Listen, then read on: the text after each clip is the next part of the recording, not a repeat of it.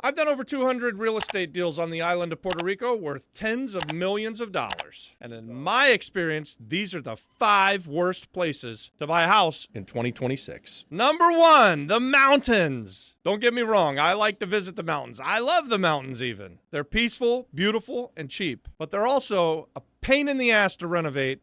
It's really hard to get labor up there, and it's especially hard to deliver the construction materials on those twisty, curvy roads. And even when you do finish the rehab, your buyer pool is tiny, unless it's a trophy property. When I first came to the island, I did a deal up in the mountains of Caguas, and it took me 45 minutes to get up there and trying to meet the contractors, and again, they wouldn't show up.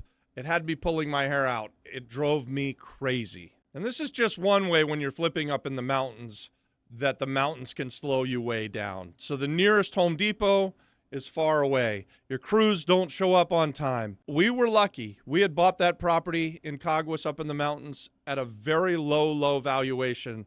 Like I think we paid $15,000 or $16,000 for it, and it was a full duplex hanging off of the mountain. It had beautiful views. It was a bit of a special property, and when it came time to sell it, we were able to sell it, and we did make some money on it, but I wouldn't want to do it again just because it was so difficult to get in and out of the mountains and driving up there all the time to meet contractors who didn't want to show up. And the people who work for me in San Juan, they just don't like to drive 45 minutes up into the mountains. So labor's a problem on the island of Puerto Rico no matter where you go. That's just a true thing.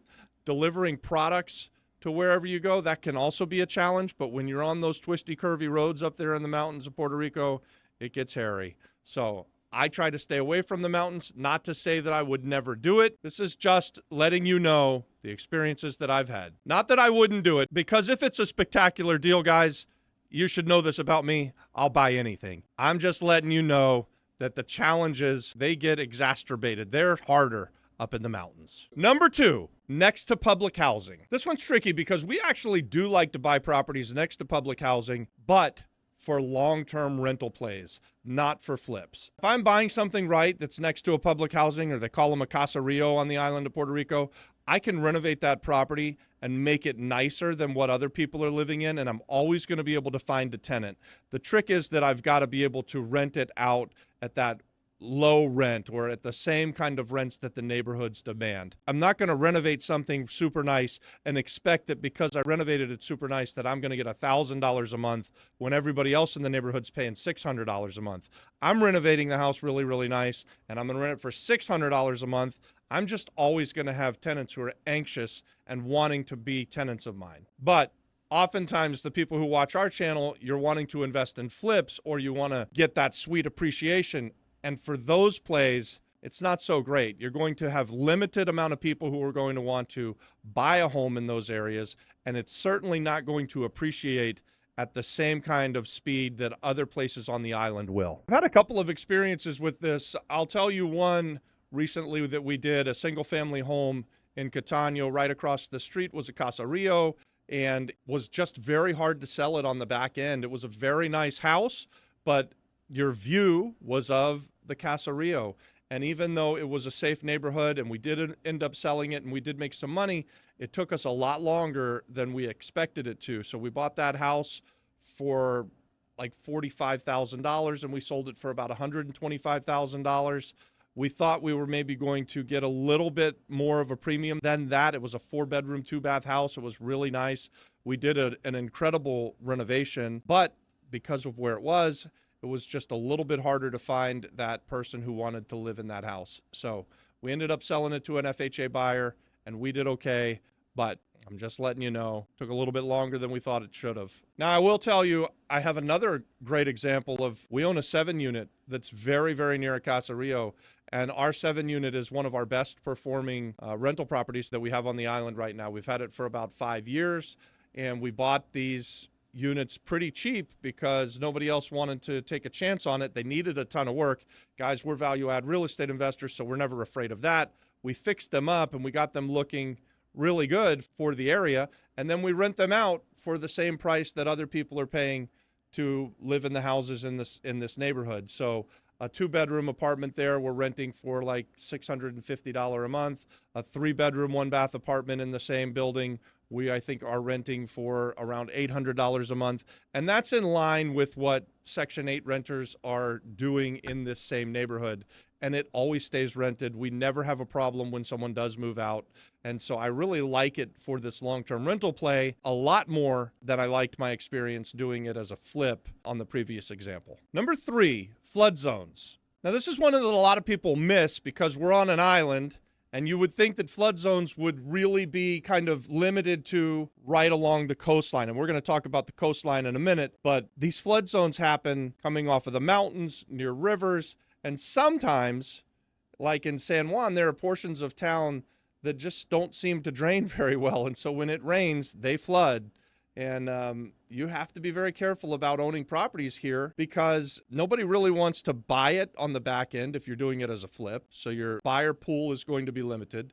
And even if you're trying to do a long-term play, people know when it's going to be 6 inches underwater, and they don't generally want to live there either. So you find that you're going to be doing the resale on the very low end. You're going to be doing the rentals on the very low end as well. You can't renovate yourself out of being underwater. Some of the things that we realized about these flood zones is that when you buy in them, it seems like you're getting a great price. And early on when we came to the island, we bought a few properties in flood zones in the San Juan metro area.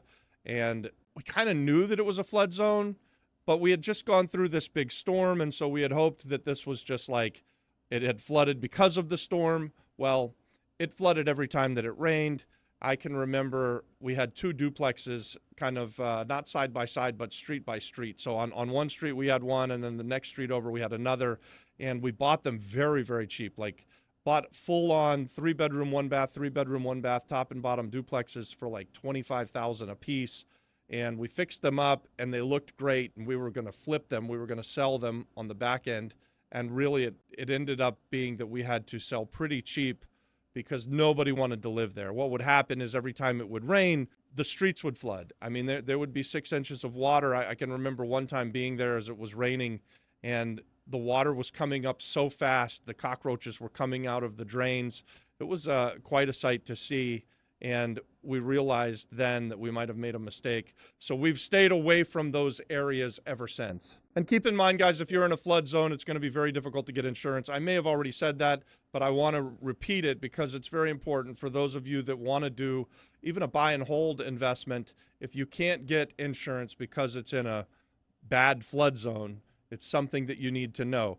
We self-insure, and so we don't mind buying things that we will take a risk on. And if we're getting a good enough deal, I told you earlier in this video, I'll buy just about anything if I think it's a good enough deal. But flood zones is one that got me early on when I came to the island of Puerto Rico. Don't let it get you. At least know what you're doing as you're going in. Last thing I'll say about flood zones is that I think that you can find better places to spend your money elsewhere. It's going to be difficult to find tenants. It's going to be difficult to sell. It's going to be difficult for the bank to finance you when you're in a bad flood zone. So that's enough about that. Let's move on to number 4. This one's going to shock you guys. Number 4 is beachfront property inside of the maritime zone. So those are those properties that are like right there on the ocean. And man, there are a lot of properties like that on the island of Puerto Rico. And you will see prices that will make you scratch your head where you'll be saying, I can't believe I can buy an oceanfront house. And there are several reasons why that is. When you see these dynamite deals right on the sand and you think you've got this deal of a lifetime home run, and guys, we're all about buying those deal of a lifetime home runs, and I love me some oceanfront property. If you are too close to the ocean, what happens is the ocean comes knocking one day, and when it knocks your property down, what you learn, or what I've seen people learn, is that you don't own the land underneath it. At least you don't own the land underneath it in a way that you're allowed to rebuild. So if you're inside of this maritime zone, even if you do own the land, if the house gets damaged because of a storm surge, you oftentimes won't be allowed to rebuild the house.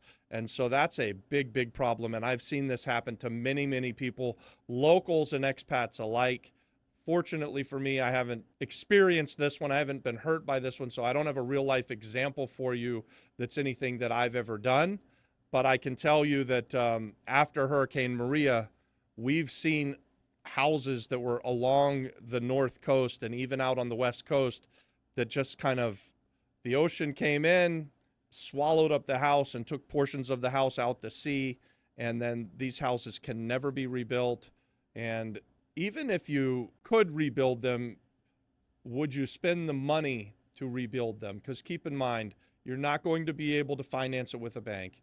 You're certainly not going to be able to get insurance on these properties, because the next time a big storm comes in, it's going to do the same kind of damage. So it's going to cost you tons of money every time you have a big storm, even if you're able to rebuild.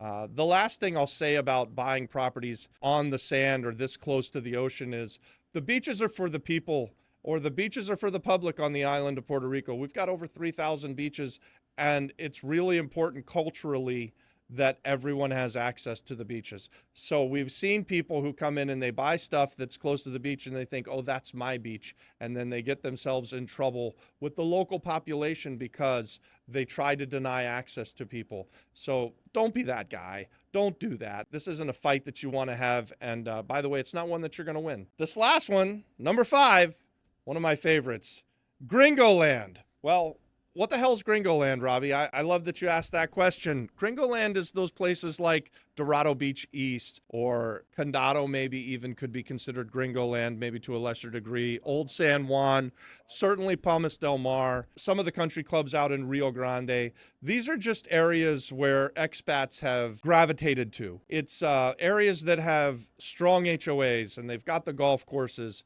and these properties have just skyrocketed in value. I mean, absolutely moonshot type stuff. So when I came to the island of Puerto Rico, Dorado Beach East, the most expensive house in the entire neighborhood had sold for like $13 or $14 million, which I choked on at the time. I thought to myself, who the hell can afford to live in a $14 million house? And I'm sure it's a beautiful, 25,000 square foot house somewhere up on a hill overlooking the ocean and a piece of paradise. I get it. But now those houses are all 10, 12, 13 million in that neighborhood. The most expensive one last year sold for $40 million. I heard it's about to go on the market again.